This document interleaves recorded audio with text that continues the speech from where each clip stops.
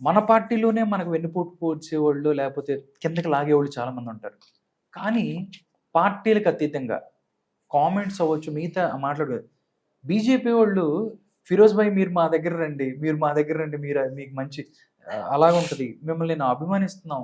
ఇలాంటివి విన్నప్పుడు ఎలా అనిపిస్తది? ఐఎమ్ టెలింగ్ యూ, హ్మ్. బీఆర్ఎస్ కానీ, సిపిఐ, సిపిఎం కానీ, ఆమ్ ఆద్మీ పార్టీ కానీ, బీజేపీ కానీ, ప్రతి ఒక్క పార్టీ, హ్మ్.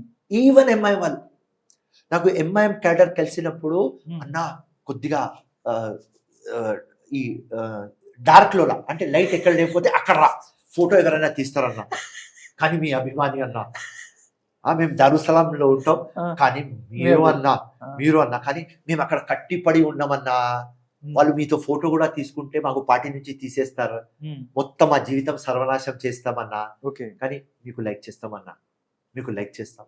వాళ్ళు చెప్పేది నేను చెప్తున్నా, మేము ఎంఐఎం పార్టీ వాళ్ళు అన్నా మేము అసదుద్దీన్కి లైక్ చేస్తాం, అక్బరుద్దీన్కి లైక్ చేస్తాం, ఫిరోజ్ ఖాన్కి లైక్ చేస్తాం. బీజేపీ వాళ్ళు మేము వాజ్పేయికి లైక్ చేస్తున్నాం, నరేంద్ర మోదీకి లైక్ చేస్తాం, యోగికి లైక్ చేస్తున్నాం, ఫిరోజ్ ఖాన్కి లైక్ చేస్తామంట. బీఆర్ఎస్ వారు కలిస్తే కేసీఆర్ కి లైక్ చేస్తాం, హరీష్ రావుకి, ఇంకా కేటీ రామారావుకి, ఫిరోజ్ ఖాన్కి. అరే నేనే పరిసాన్ అవుతా, అరే ఏంట్రా ఎందుకు లైక్ చేస్తారా నాకు ఇంత ఇది అసలు ఏంటో అందరు కలిసి అంటే నిజాయితీకి ఉన్న పవర్ అవ్వచ్చు, లేకపోతే మనం అనుకున్న దానికోసం ఎంత దూరం వెళ్ళి ఆ తెగు అయినా దానికి ఒక ఎక్కువ మంది ఫ్యాన్స్ ఉంటారు. ఫిరోజ్ భాయ్ మన భారతదేశంలోనే గొప్పగా చెప్పుకున్నది రామ మందిర నిర్మాణం గురించి, అందరూ ప్రాణ ప్రతిష్ఠ కార్యక్రమం జరిగింది.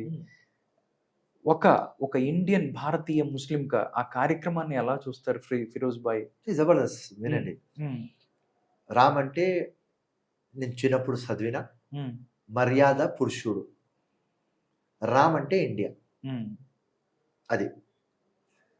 సో రామ్ ఎక్కడ పుట్టినాడు అక్కడ టెంపుల్ రావాలి, వచ్చింది, వెరీ గుడ్. రామ్ మందిరం వచ్చింది ఆఫ్టర్ 500 years, వెరీ గుడ్. అందరికీ ఎవరు హిందూ ఉన్నాడు రామ్ మీద ఆస్థ ఉన్నది. నేను ఒక ముస్లిం, నాకు రామ్ మీద రెస్పెక్ట్ ఉన్నది. సో రామ్ మందిర్ మీద కూడా నాకు రెస్పెక్ట్ ఉన్నది. కానీ ఇది నరేంద్ర మోదీ ఒక ఈవెంట్ పెట్టినారు అంటే రామ్ తర్వాత నేను, అది రాంగ్. అది చాలా మంది మాట్లాడారు, అది రాంగ్. ఓకే, అది ఒక పొలిటికల్ లాగా చేస్తారు. సో అది పొలిటికల్ చేయకుండా మీరు రామ్ మందిర్ కంటే జబర్దస్త్, అక్కడ క్రిస్టియన్స్ కి వాటికన్ సిటీ ఉన్నది, ఓకే, అక్కడ మక్కా మదీనాలో ముస్లిమ్స్ కి ప్రాఫిట్ మొహమ్మద్ ఉన్నారు. ఇక్కడ 100% హిందుస్థాన్లో ఉండాలి కదా రామ్ మందిర్, 100% ఉండాలి. సో దానికి నేను ఫేవర్ చేస్తున్నా, కానీ ఆ ఈవెంట్ రాంగ్ అని చెప్తున్నా. అందరూ చాలా మంది మాట్లాడింది భారతీయ జనతా పార్టీ సొంత కార్యక్రమం లాగా రామ మందిర ప్రాణ ప్రతిష్ఠ చేసిందని అందరూ చెప్తున్నారు. సార్ ఒకటే, రామ మందిర నిర్మాణం అనేది భారతీయులందరూ సంబంధించింది, కానీ కొంతమంది ముస్లిమ్స్ ఎవరైతే ఉన్నారో రెస్పెక్ట్ ఉన్న ముస్లిమ్స్, ఇప్పుడు మీ దగ్గరికి ఒక కేసు వచ్చింది, నేను ఇంకొక అతను వచ్చాము, మా ప్రాబ్లం ఇది అన్నప్పుడు ఇద్దరికి సమన్యాయం చేయాలి, కానీ మీది తప్పు, మీరు పక్కకి వెళ్ళిపోండి, నువ్వే కరెక్ట్ వెళ్ళిపో అని, అంటే రామ మందిర్కి సంబంధించి కోర్టు అవ్వచ్చు లేకపోతే ఇది అవ్వచ్చు, వన్ సైడెడ్గా ఇచ్చారు అనేది ఒక టాక్ నడుస్తుంది. దీని మీద ఫిరోజ్ ఖాన్ ఏం చెప్పారు? ఇది rarest of the rare case. And courts కూడా విట్నెస్ చూడకుండా ఆస్థా మీద ఇచ్చింది. మెజారిటీ ఎవరు హిందూస్. రామ్ ఎక్కడ పుట్టినాడు? అయోధ్య. సో ఎప్పుడు సుప్రీం కోర్ట్ ప్రతిదీ బుక్ చూసి ఆర్డర్ ఇయ్యదు, సిచ్యువేషన్ చూసి ఆర్డర్ ఇస్తుంది. సో కంపేర్ చేస్తే ఇక్కడ మైనారిటీస్, ఇక్కడ హిందూ, వీళ్ళు ఎక్కువ ఉన్నారు. 140 crores పెడితే వీళ్ళు 100 crores. నిజం ఎటుందో చూసి ఇవ్వాలి కదా. నో మెజారిటీ ఎటుందో చూసి. I will tell you, there is one word ఇలా నువ్వు నేర్చుకోవాలి, మీరు నేర్చుకోవాలి. సార్ అది ఉంటది ప్రూడెంట్. రైట్ ఆర్ రాంగ్ ఉండదు. సిచ్యువేషన్ లో ఏది రైట్ దానికి అంటారు ప్రూడెంట్. ఆ ప్రూడెంట్ కి సుప్రీం కోర్ట్ యూజ్ చేసింది, ఓకే, అండ్ నా లెక్కలో కరెక్ట్ చేసింది, రైట్. అండ్ మస్జిద్కి కూడా జగా ఇచ్చినారు. ఓవర్. ఓకే. ఇప్పుడు ఏమైనా పోయి మక్కా మదీనాలో ఇక్కడ కాదు అక్కడ పెట్టుమంటే కుదరదు. కుదరదు. కరెక్టే. వాటికన్ సిటీ ఇక్కడ పెట్టు కుదరదు. ఉమ్, రామ్ మందిర్ పక్క పెట్టు కుదరదు. ఉమ్, ఆ సెన్స్ ఉండాలి. అండ్ మనం మైనారిటీ, ఓకే. మెజారిటీ మాతో బాగున్నారని మేము మైనారిటీ బతుకుతున్నాం. ఈ మాట మైండ్లో ఉండాలి. వాళ్ళ ఆస్థాకి రెస్పెక్ట్ చేసి వాళ్ళ రామ్ అక్కడ పుట్టినాడు కదా తీసుకో, ఆ ధైర్యం మనకు ఉండాలి. ఉమ్, అది ఇస్లాం నేర్పించింది. ఎవర్ ఓనర్ వాడికి అయోధ్యకి ఓనర్, ఇండియాకి ఓనర్ రామ్ ఇచ్చేయి. 100 మస్జిద్లు కట్టుకో. ఆ స్పాట్ ఇంకా ఎందుకు పట్టుకుంటున్నారు? 100 కోట్ల హిందువుల ఆస్థ అక్కడ ఉన్నది. వాళ్ళకు రెస్పెక్ట్ చేయి. వాళ్ళ హ్యాపీనెస్తో మన హ్యాపీనెస్ చూడు. ఉమ్, అంతా చెప్తారు.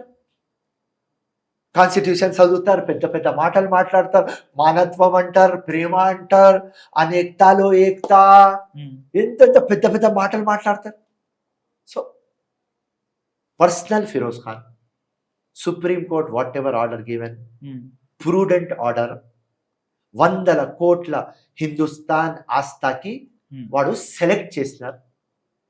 దానికోసం రామియాలా ఎలెక్ట్ అయిపోయాడు. ఓకే.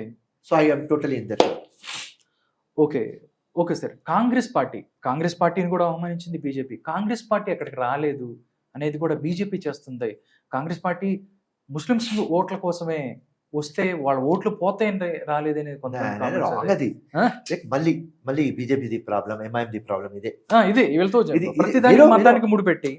ఉమ్, దీనికే డివైడ్ అండ్ రూల్, మళ్ళీ divide and rule. Um, Congress party United lead అంతే. ఇప్పుడు నేను ఫిరోజ్ ఖాన్ ఇప్పుడు నీకు చెప్పిన రైట్ కరెక్ట్ ఆస్థాలో ఇచ్చినారు కరెక్టే ఉన్నది అంటే ఇప్పుడు ఈ అమ్మాయి మీ ఇంటర్వ్యూ చూసుకొని మొదలు పెడతారు. ఎంఐఎం వాళ్ళు. వినండి, ఆ, స్టార్ట్ చేస్తారు. ఆ, చూడు వీడు కరెక్ట్ అన్నాడు, మందిర్ కరెక్ట్ అన్నాడు అని స్టార్ట్ చేస్తారు. ఉమ్, కానీ నాకు ఏం ఫరం కాదు, ఏది వాస్తవం నేను చెప్తా, దట్స్ ఆల్. సో ముస్లిం ఓట్లు దొరకవు అని ఎందుకు కాంగ్రెస్ రాదమ్మా? నరేంద్ర మోదీ ఈవెంట్లో రావద్దు అని మేము రాలేదు. ఓకే. రేపు కాంగ్రెస్ వాళ్ళు అందరు పోతారు రామ్ మందిర్. ఎవరి ఇంట్లో రామ్ మందిర్ లేదు? ప్రతి ఓకే, ఒక్కరి ఇంట్లో రాముడు ఉన్నాడు. ఎవరి గుండెలో రామ్ లేదు నాకు చెప్పు. ఎవరి భాషలో రామ్ లేదు నాకు చెప్పు. ఎవరి మైండ్లో రామ్ లేదు నాకు చెప్పు. ఎవరి సోల్లో రామ్ లేదు నాకు చెప్పు. ఈ డ్రామా ఎందుకు నరేంద్ర మోదీ అని కాంగ్రెస్ పోలేదు. ఓకే. అంతకుమించి ఏం లేదంటారు. నథింగ్. ఓకే. అందరికీ రామ్, ఉమ్, అందరికీ రామ్ కావాలి. ఓకే. ఫిర్ దానికోసం ఈయన మొత్తం ఓనర్షిప్ నేనే అని ఈయన క్రియేట్ చేస్తున్నారు నరేంద్ర మోదీ. దానికోసం పోలేదు. నేనే ఓనర్, నువ్వు రా, నేను నీకు ఇన్వైట్ చేస్తున్నా. సో నీ అయ్యా జాగే నువ్వు ఇన్వైట్ చేసేది. ఉమ్, రామ్ దగ్గర నువ్వు ఇన్వైట్ చేసేది ఎవరు? రా భయ్, మేమే వెళ్తాం. 100% పోతాం. పోతాం. మా గుండెలో రామ్ ఉన్నది. ఉమ్, ఏం ప్రాబ్లం? దానికోసం పోలేదు. ఓకే. That's all.